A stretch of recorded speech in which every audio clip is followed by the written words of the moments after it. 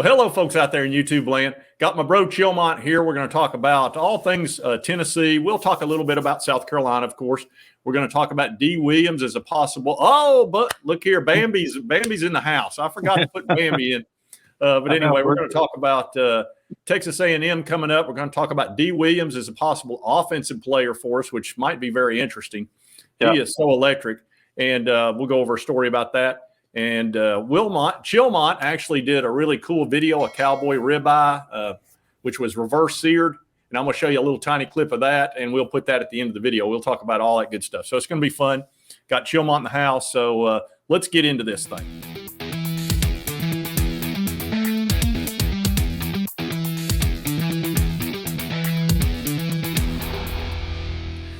All right, Chilmont, there's been a lot of discussion about D. Williams playing on offense, and Hype's been talking about it a little bit. They've been asking him questions about it, and he's been kind of shifting a little bit on it.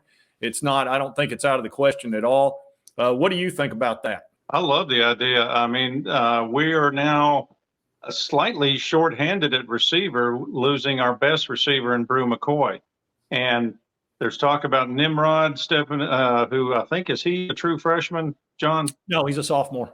Okay, sophomore, but him getting more playing time now at receiver and a couple of other guys, and obviously that picks up things for Squirrel White, and we need for Dante to kind of step up big time because he's, in terms size-wise, he's really the replacement for Brew McCoy, but he doesn't have, the experience, and so far he's been kind of hit or miss, unfortunately. But D should be a definite addition to the offensive weapons we've got.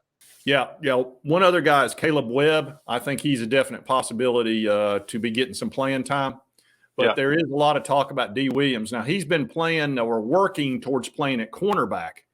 But the guy is so electric. Every time he touches the ball, he's just a nightmare to tackle. And he went to the house, and it was only a matter of time before he went to the house. Returning those punts, which is, in my opinion, that's the hardest job out there. Is returning punts is so stressful, and he's great at it.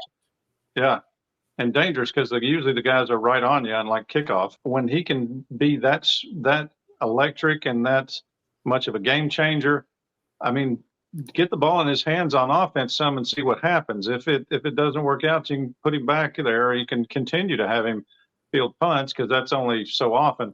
But, give him a shot. When he can move like that, definitely give him a shot. Yeah, here's a little tweet. It says, Vols returner D. Williams had shared on his Instagram story, said, could we see some offensive appearances for the speedster? And it says, almost time, and it shows a picture of Squirrel White and D. Williams. So there is a possibility of that. So there is a lot of talk about it. I don't know how well he understands the offense or anything like that.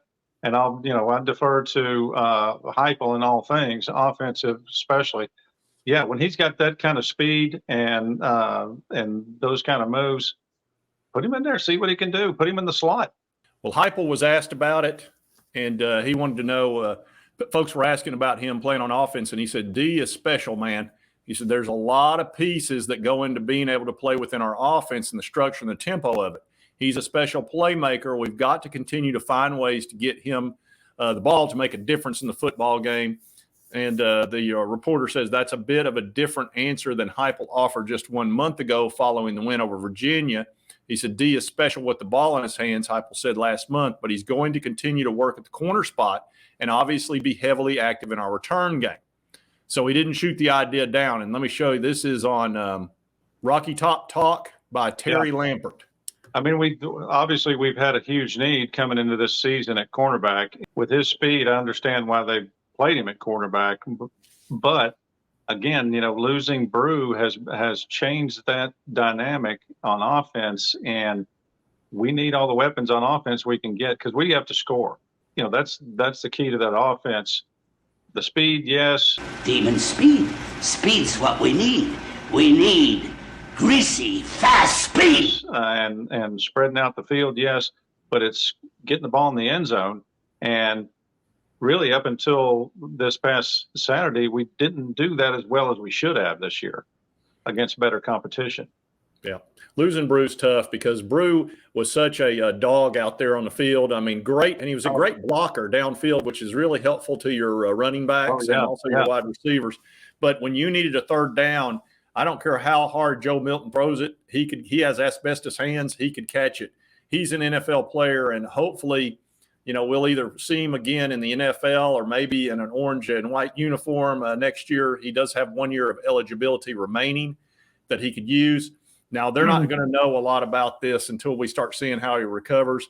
That was a rough injury. That was really rough.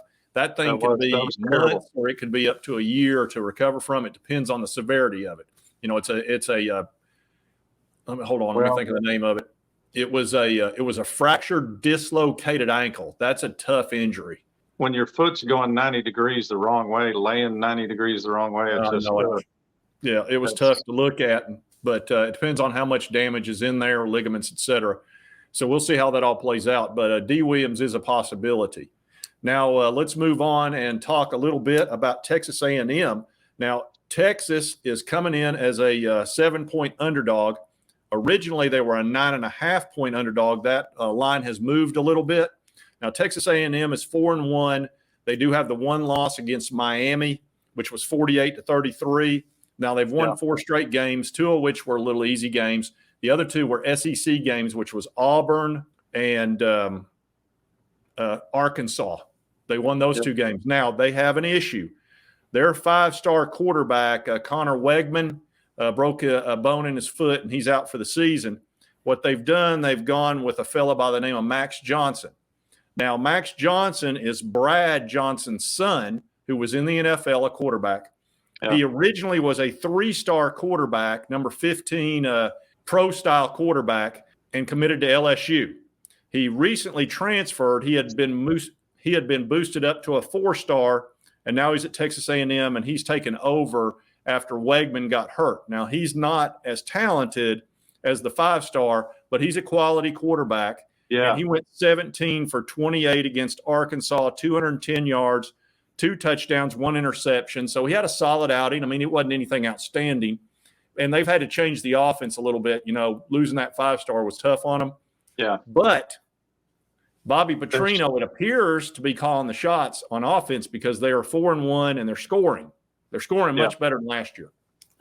That's it. And I think Patrino, he's not a very good person, but he was a good hire because he's really good on offense, and he always has been a really good offensive coach. And he's obviously making a difference there because last year they couldn't do much of anything. They were 5-7 with pretty much the same team. And now all of a sudden they're 4-1. Now it's still early in the season, but they have a lot of talent. They had the number 1 recruiting class in the country, 2 years ago, something like that? Yeah, and it kind of fell apart. A bunch of those guys transferred out for all kinds of reasons. A bunch of them ended up it ended up being a huge mess, I think. But it sounded like there were some locker room problems there, pretty bad. They've still got a lot of talent on defense and offense. So, they're not a chump coming in here. No, not at all. They'll have as much talent as anybody in the SEC, just about. So they're loaded, especially at defensive line. Our offensive line will be challenged without question. And especially it depends on how mobile Joe Milton's going to be. If he's still having problems with that knee, that'll make it a little bit trickier. But the one great thing about this offense is they can get the ball out pretty quickly if they need to. Yeah. And with our running game, that's the other thing. Will we be able to run against that defensive line? Because we need to be able to run the ball. We definitely got to be able to run the ball. I think that was one of the keys in the game, other than shutting down Rattler. And I'm still kind of flabbergasted at that, how well our defense played and how well we got to him. Didn't we get like a couple of our edge rushers or 1 or 2 of them back from being hurt or something last week? And I think that made a huge difference too. Well, James Pierce and Joshua Josephs are really quick, and they're tough off the edge. So, I feel pretty good about that. We've also got and Tyler Barron, of course, could really help us a lot. We've got plenty of guys on the defensive line. I'm not terribly concerned about that. I think we'll be okay as far as that's concerned. We get after folks pretty well. If our defense can play anywhere near as good as against A&M as we played against South Carolina, I think we'll be in good shape. Again, it comes down to the offense. Can we get it in the end zone? Well, here's the thing. We're playing at Neyland at 3:30, which is a decent time. I would prefer 7, but it's a lot better than 12. True. And we did get a 7:30 last week. So, I'm not going to complain about that. Of course, we've got the off week coming up. And I will tell you that A&M's playing Alabama at home. Alabama! That's going to be a very highly watched game. And that's at 3:30 next week, or this coming Saturday. Yeah. Now, again, let's talk about Bobby Patrino. It does appear that Jimbo is letting him call the plays. Now, before the season started, I did not think he would, because actually I've got a little clip of his video that you could tell he was very angry when he was asked about it, and I'll show you a little clip of that. He doesn't like being questioned about much of anything, and you'll see that. Jimbo, how much difference will there be in the offense, and how much control? We ain't worried about. Here's what we're doing. How much control does Bobby have? We're running our thing. We're going to be base fundamentals. We ain't getting into scheme. We ain't getting into anything. That's what we're going to do. That's what we're going to practice. What we're going to do on a daily basis. What we put in that day, and then we'll be base fundamental. How you execute the scheme is what's about fundamentals. Front row on right. What went into the process of bringing Bobby Patrino on board? Well, that was a guy we wanted to hire. A guy I've Your known. previous relationship with him as well. I've known him a long time. We've had great respect for each other, and when we talked, we thought it would be after meeting and talking to him. We thought it'd be a very good fit for what we're trying to do and the things that we believe in and what goes on. Right side, David. Jimbo Nice talked about setting an example and having a certain level of excellence when he goes to every practice. Just talk about that, especially in light of how last season went. That's what it's about. That's what any sport's about. That's what anything is about. Jimbo, what is it about Bobby philosophically that you like about is what he's done in the past and what he brings to this program? Yeah, I mean, Bobby's an experienced guy who's called plays and done a great job, and he's got a really good foundation and fundamentals of football, which have great balance, whether it's running the ball, throwing the ball, and has been able to be very productive in the things he's been able to do. How would you describe similarities and differences between you two philosophically? We ain't got enough hours on day to do all that. But at the end of the day, we believe in one thing: execution. So at the end of the day, that's what it's about. An over route's an over route, a dig's a dig. How you get there, what you do, and we get so caught up in it's not scheme, it's execution, and then that goes back to how do you execute fundamentals, alignment, assignment, technique, no matter what you do. And if you want to know technicals, if you go watch everybody in the country, everybody does the same thing. Go watch film. You sit down and watch film. There's not a hill of beans between anybody as far as what goes on, what routes are, what plays are. It's a counter is a counter. A dig and a post is a dig and a post. Verticals are verticals. I mean, it's all the same. It gets back to execution and fundamentals.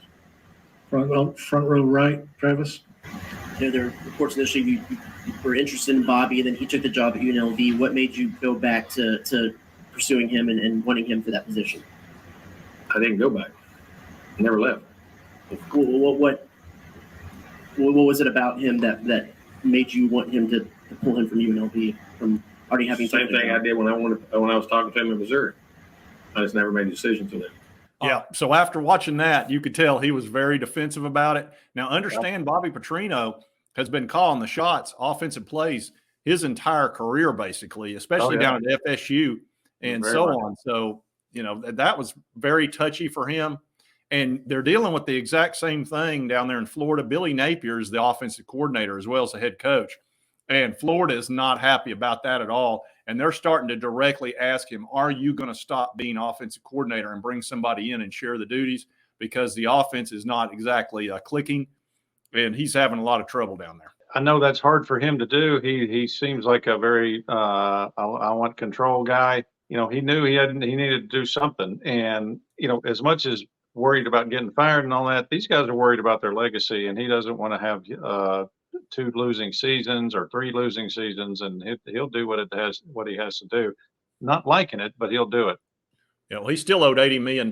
He signed a 10-year, $100 million He's not deal. going anywhere. So, money's not an issue. And of course, he's very, feeling good about himself. So having to give up play calling duties was not easy, but he realized, look, everybody's unhappy with me. They didn't score many points last year, and they were 5-7 with a heck of a roster. So, he probably had to just face the music a little bit there. But anyway, I also wanted to let you guys know that Chilmont did a really cool video on a cowboy ribeye, which was reverse seared which is a really cool way to cook a steak if you want to cook it perfectly from top to bottom and in the middle. And I'm going to show you a little clip of this. And then at the end of this, I'm going to attach a video where Wilmot does this, because we actually edited it today and it was a lot of fun. But let me pull this up for you and let you watch a little bit of it. Oh, yeah. That's definitely what we want right there. Just a quick sear on that side, and this is going to be ready. All right. So anyway, if y'all want to see how he did that, I mean, you're talking about a perfect steak. It's pretty cool the way that he does it. And it's actually a 2-part process, but you come out with the absolute best looking steak that you've ever seen. So I'm going to attach that at the end of this video. Be sure to check that out. It's Backyard Grilling, Smoking and Grilling with Will. It's not that hard to do. I did it on my Weber just with charcoal, but indirectly you smoke it till you're at a fairly low temperature until you get the right internal temperature. And then I added some more charcoal and got a real hot sear and seared both sides. And the big thing is you smoke it until it is the doneness you like, and it's even doneness throughout the whole thickness of the steak, as opposed to kind of well done on the outside, then it goes down to like medium rare or whatever you like to cook it into the center. It's medium rare the entire depth of the steak. That's what I noticed. Really It good. was perfect from top to bottom, which is rare with a steak. You know, usually it's a little bit burned at the edge, and then it gets less cooked as you get towards the middle. This was perfectly medium rare all the way through. Yeah. So anyway, y'all can check that one out. It's a fun video. It's fun. It's got a lot of fun stuff in it. But anyway, I wanted to have a little conversation with Chilmont today, discuss the Vols, D. Williams, Texas A&M, of course, coming up next week. And we'll be watching A&M against Alabama come Saturday. That'll be an interesting game, yeah. Yeah, and then we'll play A&M 3:30 as well. If you like this video, be sure to hit that like button. Also, subscribe button, which is going to be – where the crap is that going to be? It's going to be over there next to Bambi, I believe. Right there where Bambi is. And if you've not subscribed, it's maybe on the other side. I'm confused by the StreamYard right now. You'll know where it is, and Wilmont's will be on the top. I think it's over here. Maybe gone up. Yeah. Anyway, we'll see you next time on Sports Talk Jay.